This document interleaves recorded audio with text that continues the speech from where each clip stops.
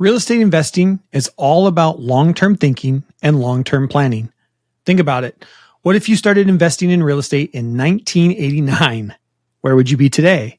How much equity would you have built up, and how would you be thinking about your exit strategy?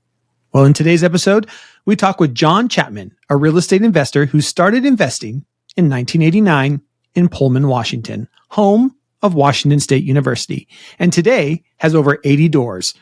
We get to hear about his journey, his lessons, and ideas of where he would begin if he was starting today. But first, an update on our newest adventure. The structure engineer came back with floor plans to convert this duplex into a triplex, which means we had to take a trip to Spokane so my wife could stand in the space and go through the plans and make the changes she felt needed to be made. Like making sure there is a wall to put the TV on, or that a washer and dryer, which we put in every unit, has room. It might also be her favorite part of the entire project. So we drove to Spokane, stood in the space, talking through different options, moving pieces of wood around the floor, talking about a wall here, a different place to put the closet, and writing down measurements. She'll send the updates back to the engineer for him to update, and then hopefully, fingers crossed, we can start moving forward and actually getting started on this project. In the meantime, we continue to run our other 18 units in Spokane, and as renters come and go, we are constantly looking at rental rates on a property-by-property basis. We're finding a bit of a pullback in Spokane, as others have shared on this podcast across the state of Washington. Of course, we have had such incredible rent rates increases the last couple of years, a pullback was going to come at some point. That has led us into thinking about the tenants we have and how we can keep them while at the same time making sure we're getting the most rent for our properties without being so expensive that our tenants look somewhere else and leave us with a vacant unit. And that brings me to today's investor highlight, and full credit to my wife for coming up with this one. We know that people, all humans, are motivated by three things: autonomy, mastery, and purpose. See Dan Pink's book, Drive, one I highly recommend, for the research behind this. When it comes to being a landlord, you have to think about what you can control, and really, of those three motivational factors that we can tap into as a human level is autonomy, or the opportunity one to make a decision on their own and have choice. Choice can come in many different ways, but one way you as a landlord or property manager can give choice is by offering different options when it comes to increasing rents. When you give a person choice, you give them autonomy or control over the situation. That makes them feel empowered, and feeling empowered makes them feel like they have a say or autonomy in the decision being made. Still with me? Here's an example of what I mean. Say you have a tenant whose lease is coming up, and after looking at the numbers, decide that they are quite a bit below market rent by around, $100 a month. Now, that's a pretty significant increase. That's an extra $1,200 a year for you as a landlord. That's also a lot for your tenant. Not a small amount by any means. But instead of just telling the tenant you are going to increase the rent by $100 a month, what if you gave them some options? You could give them a choice in deciding how that happens. For example, maybe you give them three options. Option 1, rent will go up by $100 a month if you sign a 1-year lease. Option 2, if you sign a 2-year lease, you could have a $50 increase in rent this year and a $75 increase in rent next year. Or option 3, you could sign a 2-year lease and have a $75 increase in rent this year and a $50 increase in rent next year. Now, in options 2 and 3, you're giving them a discount for sure, but you're also getting a tenant for 2 years. And if all goes as planned, won't have the tenant leave and then have to release the unit, which costs you a rent-up fee if you use a property manager, and at the very least, you have a vacancy for who knows how long. So if they pick option 1, you get $100 more a month. If they pick option 2 or 3, you make less, but you still come out ahead if that tenant was going to leave after a year and you had to release the unit. You're also looking at rents over the next 2 years, and I don't think we're going to see a significant increase in rents in the Spokane area at least, and as more units become available within Spokane, vacant units are taking longer and longer to fill. So in having a tenant locked in for 2 years worth the discount? We think it is, but I'd love to know what your thoughts are. You can head over to wsreip.com and leave a comment on this episode and let me know your thoughts on this approach as we head into 2024. Before we get to today's guest, I want to take a moment to thank our sponsor for this episode, Inspectify.com, who are pioneering the property inspection industry. From the heart of the city to the quiet suburb streets, they tailor their services to fit every scenario. Dive into detailed data-centric inspections that offer more than just a surface glance. They uncover the heart of your property's condition. From permits to the latest appliances, they cover all bases. Ready at a moment's notice, Inspectify.com's team is prepped to inspect anywhere in the country swiftly and efficiently. Head to Inspectify.com now and partner with Inspectify for inspections that are as innovative as your property is unique. Also, don't forget to go back and listen to episode 30 of the podcast, where I interview Josh Jensen, CEO of Inspectify.com. And thank you to Josh and the Inspectify.com team for sponsoring this episode of the Washington State Real Estate Investing Podcast. All right. Today, we chat with John Chapman, who has lived in Pullman since 1983, when he moved there to take a job at Washington State University. He retired from WSU in 2016 after 33 years. He began purchasing rental properties in 1989 while he worked at WSU. His wife managed the properties, and he located and negotiated the purchases of properties on the weekends and after work. He looked for properties that he could add value to and also tried to find properties prior to them being listed by a realtor. It's not every day you get to hear from someone who has been investing for over 30 years. It was a pleasure to get to chat with John, and I hope you find this episode reflective and inspiring at the same time. Enjoy, and with that, on with the show.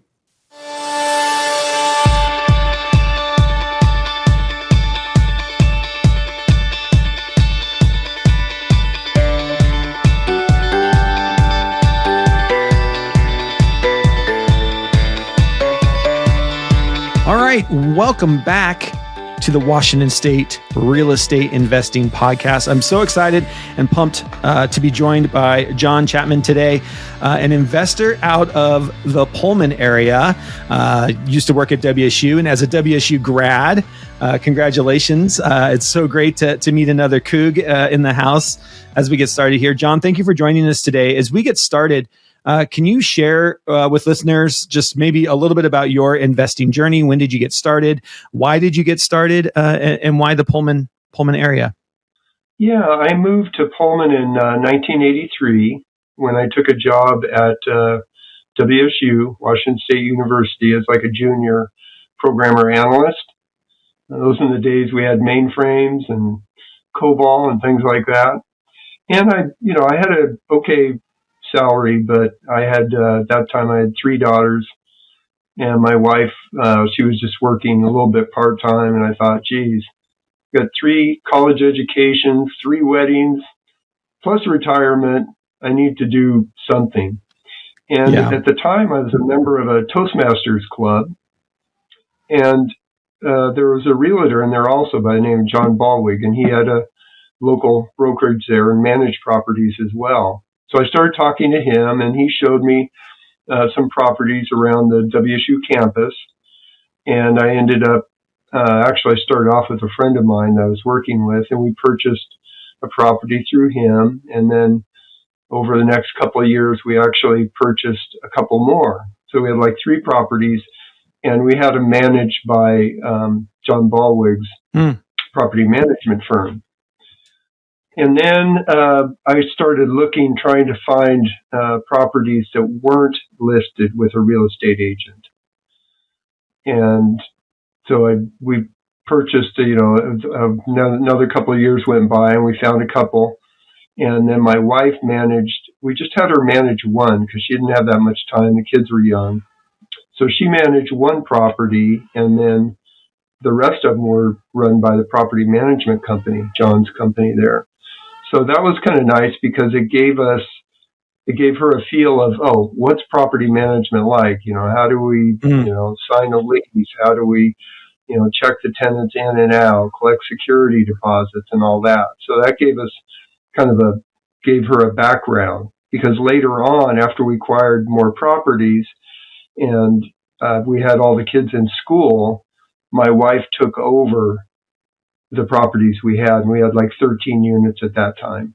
Wow. So over time, that became kind of a nice income for her. Yeah. And now we have more like 85. So wow. It's that's kind of how we started, and that was the motivation. Yeah. For it. And now do you still have 85? Do you have 85 today, retired, living off of your income, or what's today look like? Yeah, we just actually in September, we turned about over half over to a property management company. Okay. And the ones we turned over were the ones the student rentals by WSU.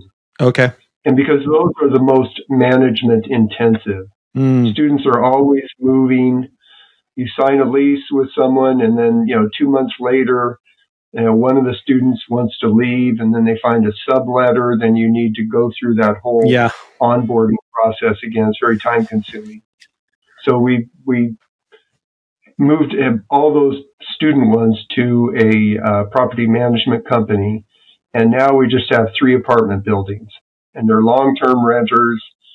And they stay there for a few years. They're not students, or they're maybe a grad student, or one married couple where one student's working and the other's going to school. So, and that's very manageable. So if this property management company works out, then we'll probably turn all the rest of those over to them eventually in a couple of years after we see how things are going. So far, it's been good, but it just started in September.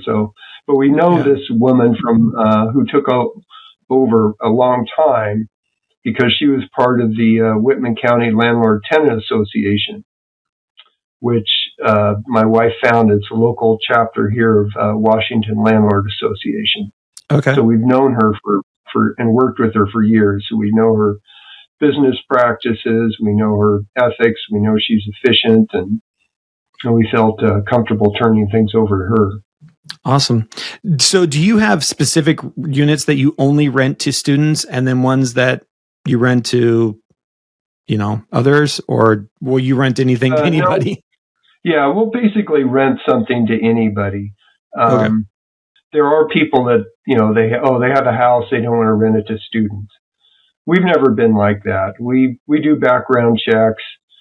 And a student, often you can't really do a credit check. They don't have credit.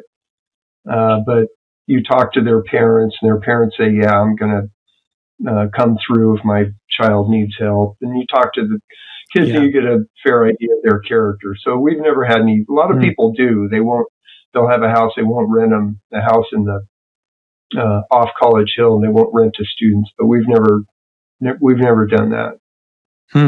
That's cool. Well, I want to talk a little bit about, in a small community like Pullman and the surrounding areas, how important is it to build relationships with contractors, other property owners? Is the rental people who own and invest there? Is it a pretty small community? Do you know other investors? What's it like in just kind of the community relationship side of things? Well, like I said, my wife founded the chapter of the Washington Landlord Association, which is called Whitman County Landlord Association. So we've met a lot of people through that. Okay. We have a guest every month, so we'd have like a contractor. We've had the city planner and things like that. It is a fairly small community for the people that have houses right on College Hill, close to the campus. That's an older section, and a lot of it's just kind of small landlords. Yeah. So we've got to know a lot of people there. Outside of College Hill, there's been, especially in the last few years, all these out-of-state developers. And student housing now is just extremely overbuilt. There's going to be probably lots of bankruptcies. There's already been a couple of these big developments that have been sold after like 1 or 2 years. It's just massively overdeveloped. But we're focused just on College Hill, close to the university. So far we haven't really been adversely affected. Oh, I didn't realize there was that much building going on. But you're right. I mean, and that's one of the things to be thinking about is, if things get overbuilt or all of a sudden there's a pullback, the closer you are to the college campus, the better off you're going to be. So it's always and our costs are lower too. Yeah, because we've got more equity in our property, and sure. we can moderate our rates where these new developments are pretty expensive. Right. Yeah. You can fluctuate a lot more. Than if you go to Pullman sometime, you'll see all the new development. It's ridiculous. Oh wow! And, I haven't been back there in quite a few years. Yeah. Come by for a football game or something sometime. Who knows who will be playing? But you talk about the importance of customer service and staying current with technology to manage your properties. How has technology factored into your success, and what advice would you give to maybe new investors regarding technology and a focus on customer service or serving your tenants? Because I did some web development at work, we were one of the first companies here with a website. We've had it, I don't know how long, a long time. And it's been redeveloped by probably 4 different companies over the years. So that was nice, getting that there, making information available to tenants and prospective renters. We also got Buildium property management software. There's a lot of really good property management software out there now, and so that's really nice. I mean, it's pretty standard now. People can, check their balances online. There's a portal where they sign up. They can make online payments, which is nice. They can make maintenance requests online, and then when they do that, it goes out to myself, my wife, and our handyman. So you got 2 handymen actually. So you have 4 people looking at it, so you can track that. Students really like that. You can do text messages from the online portal also, so it doesn't have to go to individual cell phones, and everyone can see it. So that has been a real boon. In terms of customer service, we're open from, we say we'll take calls from 9 a.m. to 9 p.m. 7 days a week. And a lot of the property management companies here, they're open from 9 to noon and 1 to 5 days a week. So a lot of people in the summer come here on the weekend and want to see something, and they can't see anything from any of those companies. But we're available, and we'll show it to them any time after giving, of course, notice to existing tenants if it's occupied. Yeah. So we've kind of combined that. We also use QuickBooks. Used to be Intuit QuickBooks Payroll. Okay. And that's been really nice because we need to hire, students sometimes for some cleaning, or there's a local handyman who doesn't have a contractor's license, and it gets hiring a licensed contractor to do some simple things very expensive. So we wanted to make sure they were employees, so they're covered under L&I. So that only costs us about $65 a month. And it's very, very easy. You just plug in their hours. It remits everything electronically to the IRS and to the state, all the state taxes also. So, I mean, that's very easy. Yeah. That's something I recommend people doing rather than going to an accountant. So that's an efficiency that's really helped us. I love that. That's such great advice too, because there are, I use Paychex, which is very similar for small businesses. And part of it is because I have multiple businesses. But anything like that, I mean, again, it's in the grand scheme of things, it's not very expensive. And it keeps you on the up and up, right? Everything gets reported correctly to the state, to IRS. You get everything out that you need to, and you just, for $65 a month, $50 a month, whatever it is, it's totally worth it. Rather than having to run around and trying to figure all that stuff out. Yeah, it's a huge deal. Right. Yeah, I love that. Or get turning over to one of the things you talked about when we were getting ready for this was discussing the learning curve involved in starting to build your own rental properties. in particular zoning and financing, which is something I'm interested in because my wife and I are getting ready to try and build our first duplex from the ground up. And so I was wondering if you could just talk a little bit about just the learning curve involved and what do you look for, particularly in zoning or financing, or how did you go about maybe doing some purpose built multifamily? Well, I guess the first thing I'd say is our development has been what they call infill projects. So we don't have like a plot of land on the outskirts of the city that's just sitting there by itself and never been developed. We're taking land, properties that have enough land to subdivide, and then we subdivide it, split it into two, and then build on that second lot that we created. Okay. So there's a fair amount involved. If you do something like that, you financed it, the whole property. So you want the bank to release half of that property. So you can do a thing called a partial release with the bank. You say, I've got this much equity in it. The building is still there. I just want to split off this land to redevelop it. And you go through their paperwork and submit, and they will look at it, and they'll either say, in all the cases we've done it, they said yes. I think in a couple of cases they said, okay, you need to pay down another $5,000 in principal, something like that, and then you can do it. So then you have your land. After that, you need to decide how you're going to build. So the first couple that we built, they were Stratford modular homes. So they were actually developed in Rathdrum, Idaho, in a factory, and then brought down on a truck and installed on our land. So that is not a bad way to go. So we did that for our first two. Yeah. But there's still kind of a learning curve because you have to have the site prepared. So we'd hire a grading contractor. You'd have to do the grading. You have to get the utilities so they're ready to hook up to the to the building. Yeah. You need to check in terms of zoning. Our sites have been on R2 in Pullman, which means that you can have one unit for every 3,000 square feet of land. So to build a duplex, you'd need a plot of land 6,000 square feet. Another restriction in Pullman is that you had to have one off-street parking spot for each bedroom.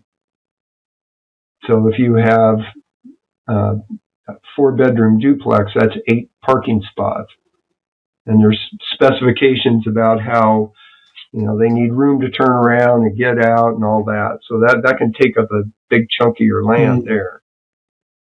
So that was, in terms of financing, by the time we started developing our own, we had enough cash flow to finance probably about half of the cost. And the other cost we would get just through like a line of credit or we'd refinance another property or something. If you don't do that, you probably need to if you go to a bank, they're going to say, okay, we'll give you a construction loan, which is, I guess, fine, but it's an extra layer that you have to go through. So that at different phases, they will say, oh, okay, you're done with the grading, so we'll release, $25,000. Okay, now then after you have it framed, okay, they'll release a certain number amount, an additional amount. So it's another, we wanted to avoid that. It's just another kind of hassle that we didn't need. So, so our first two, duplex. I think that's what we're having to look at is we're looking at maybe doing a construction loan. And one thing that I'm finding you're cutting out is that you have to have a contractor who understands how construction loans work, that you can't just get money, the day something's done. Right.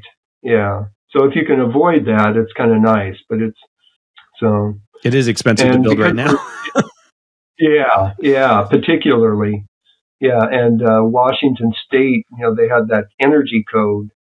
Yeah. And that energy code they keep, seems like every couple of years, there's more requirements and it's more expensive to build.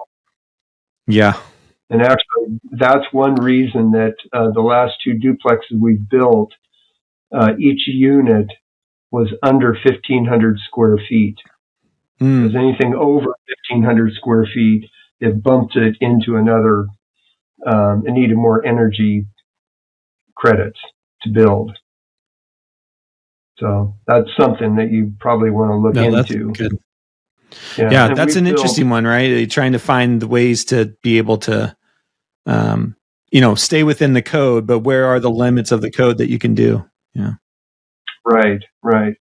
And we've had some opportunities to build more than duplexes, but if you do, once you go to 3 units, then you're, instead of the Washington residential code, you're in the I think it's just called Washington building code. So you've got to have a sprinkler system. I think there's ADA requirements. It's a whole, there's a number of additional things you need to do. In terms of, like I said, we were doing infill. So we had a lot of things we had to do, like move a utility pole. So we'd have to work with a Vista to move a utility pole. Maybe they put it underground, maybe they move it. And that was, sometimes a hassle. Yeah. We had problems with the fire department. The fire chief, because we had kind of a long driveway, it was kind of like a flag lot to this one duplex. And the fire chief said, well, our truck first he said, well, we have to do a 3-point turn. So this, 40-foot fire truck has to do a 3-point turn. We said, well, that's not going to happen. There's no space for that.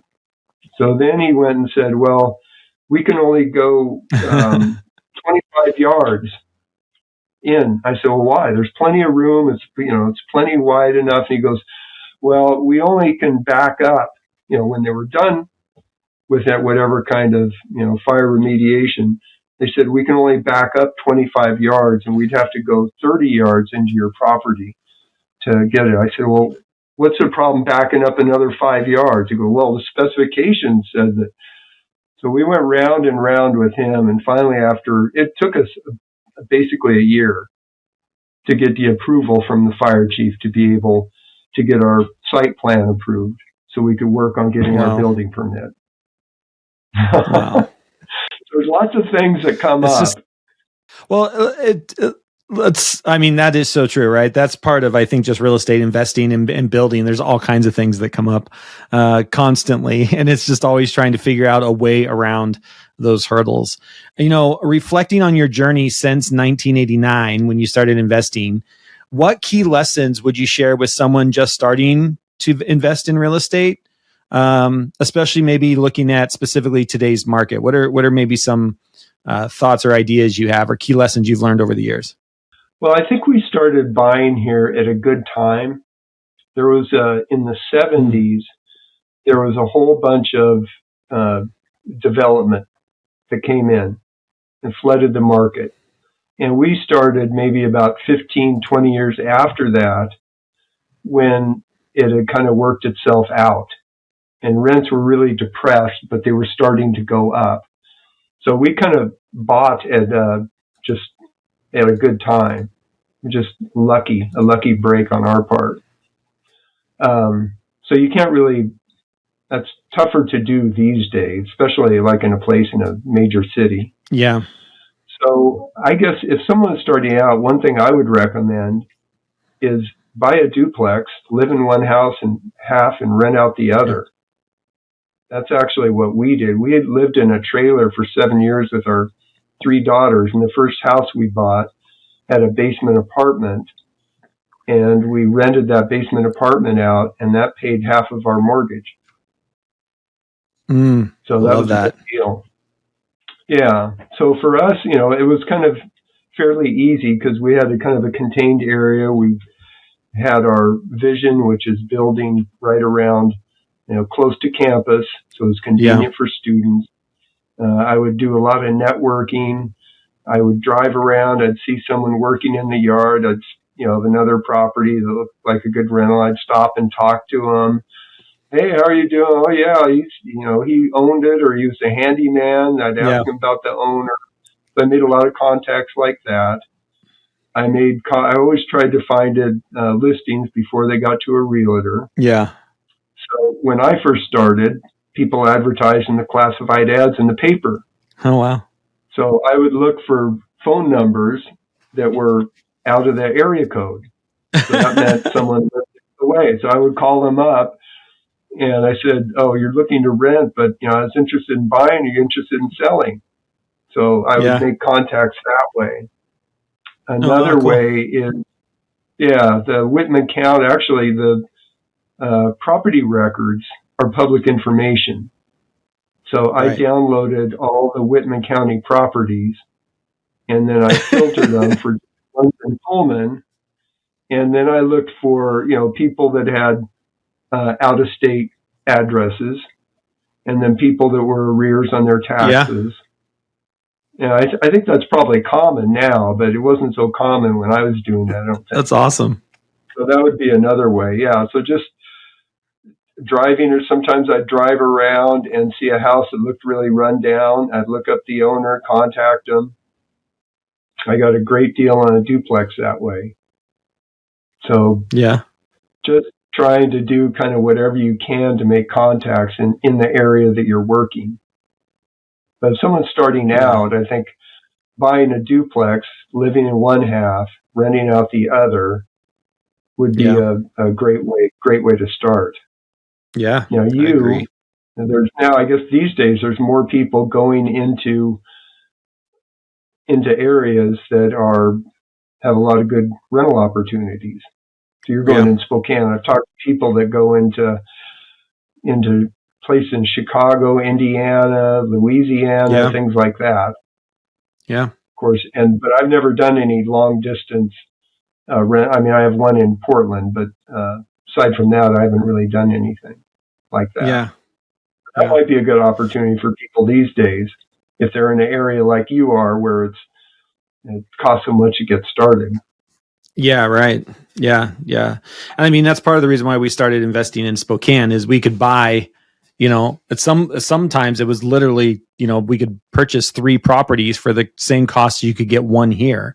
Right. And rents in Spokane, this is the crazy thing to me, is our rents in Spokane are not that far off from our rents in Seattle, yet the properties are, half or a third the price. So you got a decent cap rate there. Yeah. Our cap rates have been well, and I think to your point, there's not that I ever in real estate you can never time the market, but you hit these pockets where we started investing in 2018 where we could still buy a house that we could put money into, but you could buy the shell of a house for $72,000. And, even today it's worth $350,000. And I mean, we had to do some work to it. We put in, $20,000 or $40,000 to get it livable again, but you can't, can't find a house for $72,000 in Spokane anymore. You can't even find land for $72,000. Yeah. So, yeah, it's just, part of it is getting in early and letting that, equity grow whenever you get in. I think is a big part of it. Yeah. Well, I've known a lot of people, some people here that have bought like one property. Oh, I'm going to, buy a bunch of properties, but they end up buying one and then they just kind of quit after that. Yeah. It takes persistence. You have to keep at it. Yeah. And it's and also long term, right? I mean, there's also a long term. You've got to have a vision of where this is going to go. And I think that, like, one of my last questions to you is like, what's the future for you? You've already offloaded the ones that were causing you the most, from a management standpoint. You've already decided, to hire a property manager to take over those. So I take it you're still property managing some. Are you looking to maybe in the near future? Like, what's your future look like now that you've got all of these properties, and kind of what's your goal moving forward?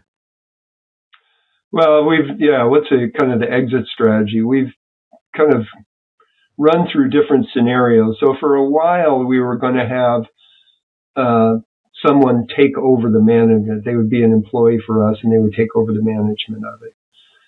but we never, we had one person we were working with, but it didn't seem like it was going to work out for her. She had too many other things going on. And it's basically a full-time job and more than a full-time job, just the management. So that's when we decided to turn half of it over to the property manager, and she's doing a good job. So we can easily turn the rest of them over to her. I thought about selling, and we've had offers in the past, but a lot of these we've had so long, they've been depreciated down to zero.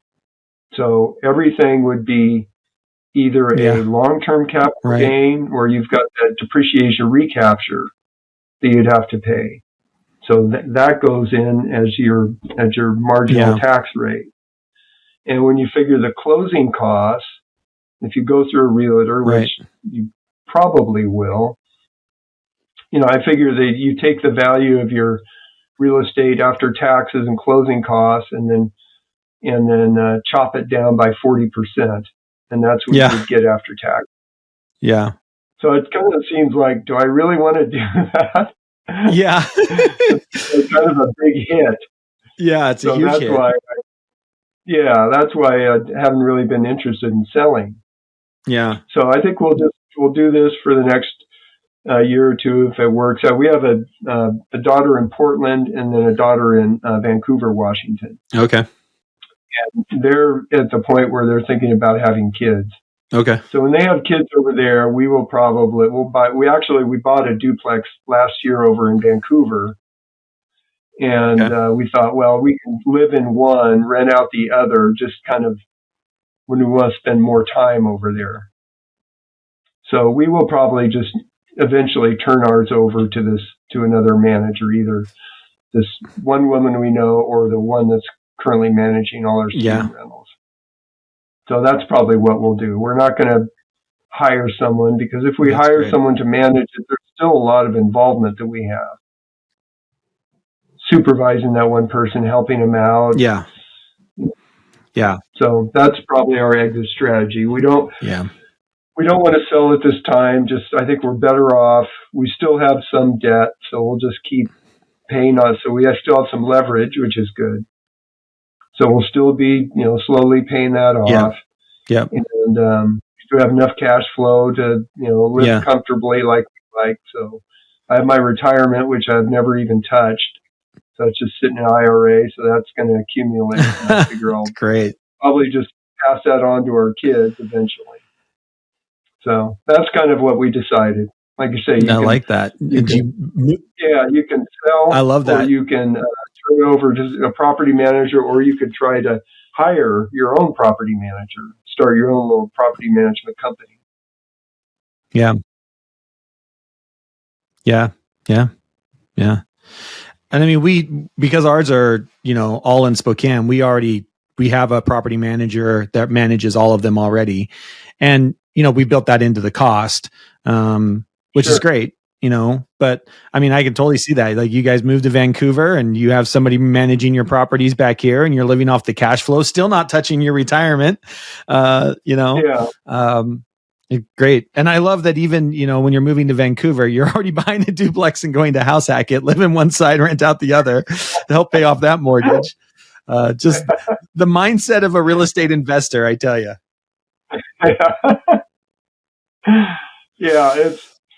I'm still looking for things over in Vancouver. So we actually have this one property here. So what we thought we would do is, when we sell it, we'll probably, when we're ready to move into Vancouver, we'll sell it, and then we should be able to pay cash for a property over in Vancouver. Oh, nice. See, that's the way it goes. I tell you, that's right there. That's the whole idea about investing in real estate, right? And be able to do what you want and live where you want. That's great. Well, John, thank you so much for spending some time with us today, and talking just through your journey and some ideas and thoughts around how to get started for those that might be, thinking about getting started. I love just your journey of, you started, being your own property manager, and now that you're just slowly saying, you know what, these ones are the hardest to manage, so we'll hire somebody to, do the student ones, and we can keep them. And I think there's this, you can the one thing I love about real estate investing is there's so many different pathways that you can go. I mean, you can self-manage for as long as you want to. And then when you don't want to, you can hire somebody, start your own property management company, go out and hire a property management company. There's so many ways when you're like, you know what? I don't want to deal with those 5 units anymore.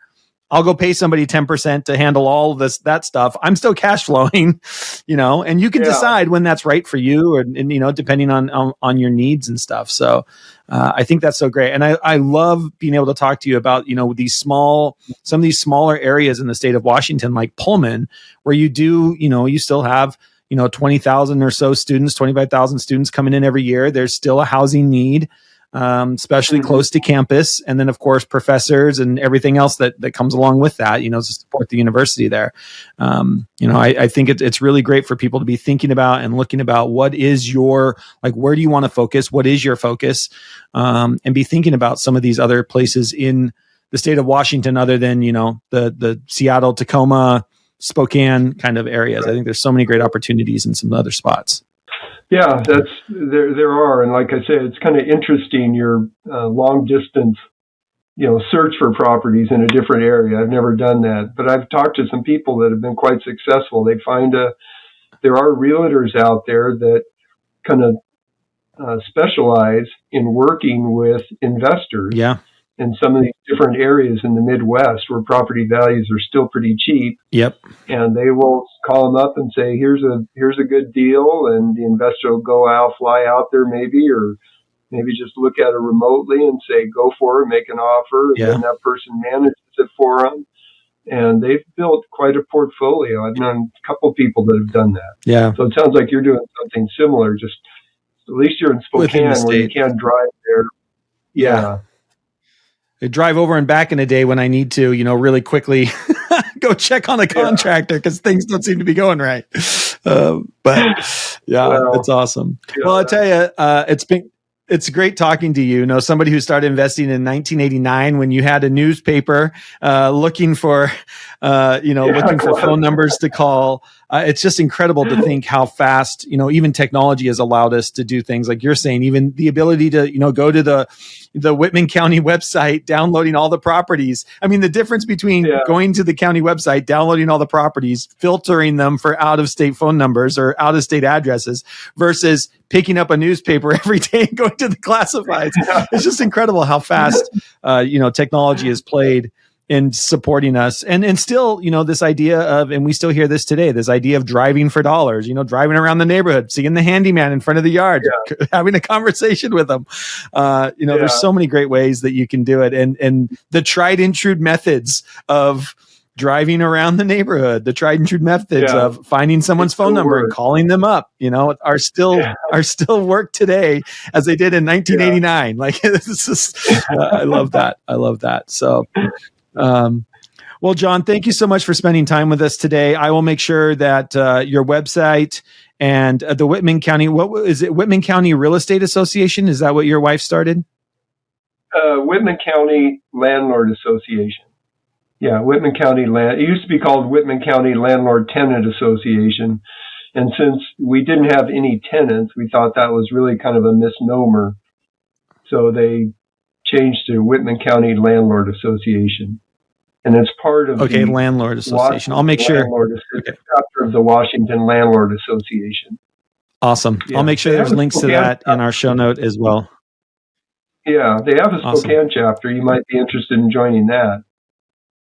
Oh, awesome. Yeah, I will look at that. I will, for sure. Well, thank you, sir. I appreciate you spending time with us today and sharing your journey through the years. So I really appreciate it. And hopefully others listening to this podcast will be motivated to start investing now and be thinking about what that could look like 30 years down the road or so. So thank you, John, for your time today. Okay. Thank you. Nice meeting you, Jeff. Hey folks, I want to introduce you to Inspectify, our partner that is transforming the way properties are inspected. Whether it's new construction, acquisition, sales, unit turns, or renovations, Inspectify can capture your inspection data swiftly and efficiently. Customizable inspection scopes, cutting-edge tech, and an API integration promise high-fidelity property data with every report. They also have unique insight into permits and appliances, protecting your investment from potential pitfalls. Ready at a moment's notice, Inspectify ensures excellence with proprietary tech, top-notch customer service, and coast-to-coast coverage. Want to learn more about what Inspectify can do for you? Listen to episode 30 of the podcast, where I interview CEO Josh Jensen. Don't wait. Visit inspectify.com now and enter the future of property inspection with Inspectify.